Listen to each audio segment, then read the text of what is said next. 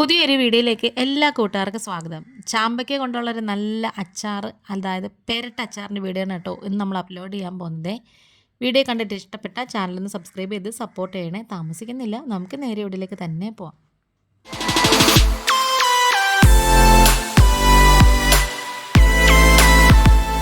അപ്പോൾ ഇത് ചാമ്പയ്ക്കയൊക്കെ നന്നായിട്ട് കഴുകി വൃത്തിയാക്കി വെച്ചിട്ടുണ്ട്.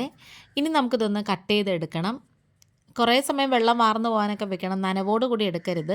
അത് നമ്മൾ ഏത് അച്ചാർ ഉണ്ടാക്കുമ്പോഴും അങ്ങനെ തന്നെ. അപ്പോൾ നമ്മളിത് കട്ട് ചെയ്യുന്നത് 4ആയിട്ടാണ് കേട്ടോ കട്ട് ചെയ്യുന്നത്. അതിൻ്റെ കുരു എടുത്ത് കളയണം. പിന്നെ അതുപോലെ തന്നെ അതിൻ്റെ മുകളിൽ ചെറിയൊരു തണ്ട് വന്നിട്ടൊരു ചെറുതായിട്ട് ഇങ്ങനെ അഴുക്കിരിക്കത്തില്ലേ, ആ ഒരു ഭാഗം അതും കൂടെ കട്ട് ചെയ്ത് കളയണേ.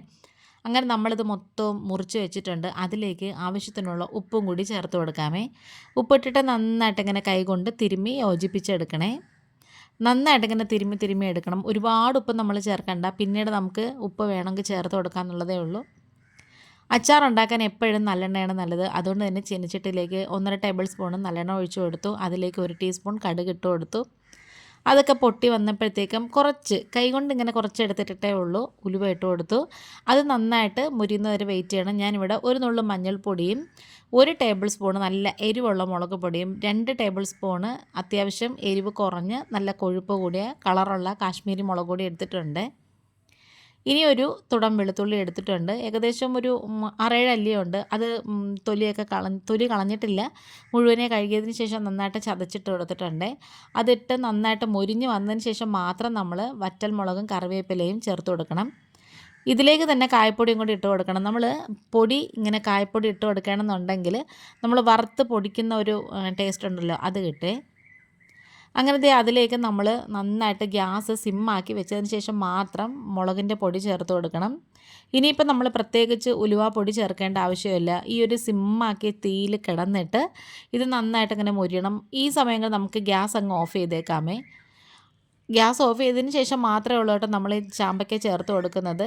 ഇനി ഇതെല്ലാം കൂടി നന്നായിട്ട് യോജിപ്പിച്ചെടുത്താൽ മതി. അപ്പോഴത്തേക്കും നമ്മുടെ അച്ചാറിൻ്റെ പണി കഴിഞ്ഞു. ഇതിലൊരു തുള്ളി പോലും നമ്മൾ വെള്ളം ഒഴിക്കേണ്ട. കാരണം 2-3 ദിവസം കഴിയുമ്പം ഇതിനകത്തു നിന്ന് തന്നെ അലിഞ്ഞിറങ്ങിക്കോളും വെള്ളം. ഉപ്പ് അലിയുന്നതും പിന്നെ അതുപോലെ തന്നെ നാരങ്ങയൊക്കെ വെന്തുടഞ്ഞൊക്കെ വരുമല്ലോ ഈ ഒരു ചൂടിനകത്ത് ഇടുന്നത്. അപ്പോഴത്തേക്കും ഓട്ടോമാറ്റിക്കായിട്ട് വെള്ളം വന്നോളെ. നല്ല ടേസ്റ്റാണ് കേട്ടോ. ചോറ് കഴിക്കാനും പഴങ്കഞ്ഞി കഴിക്കാനും ഒക്കെ നല്ല ടേസ്റ്റാണ് ഈ ഒരു ചാമ്പയ്ക്ക അച്ചാർ എന്ന് പറയുന്നത്. ഇപ്പം എല്ലാ സ്ഥലത്തും കിട്ടാൻ പാടാണ്. അപ്പോൾ നമുക്ക് ഇതേപോലെ കിട്ടുകയാണെന്നുണ്ടെങ്കിൽ നമ്മളിത് അച്ചാർ ഉണ്ടാക്കി വെച്ചാൽ ചോറും എടുത്തു വിടാനൊക്കെ നല്ലതാണ്. കുട്ടികൾക്കൊക്കെ ഭയങ്കരമായിട്ട് ഇഷ്ടപ്പെടും. പിന്നെ ചെറിയ പുളിപ്പുള്ള ചാമ്പയ്ക്കാണെന്നുണ്ടെങ്കിൽ നമുക്ക് കുറച്ച് പഞ്ചസാര ചേർത്ത് കൊടുക്കാം.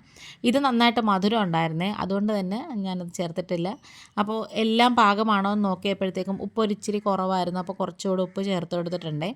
നമ്മുടെ ഈ ചാനലിൽ കുറേ നല്ല നല്ല റെസിപ്പീസും സിമ്പിളായിട്ടുള്ള റെസിപ്പീസും വ്ളോഗ്സും ഒക്കെ അപ്ലോഡ് ചെയ്തിട്ടുണ്ട്. കാണാത്തവരുണ്ടെങ്കിൽ ഒന്ന് പോയി കാണണേ.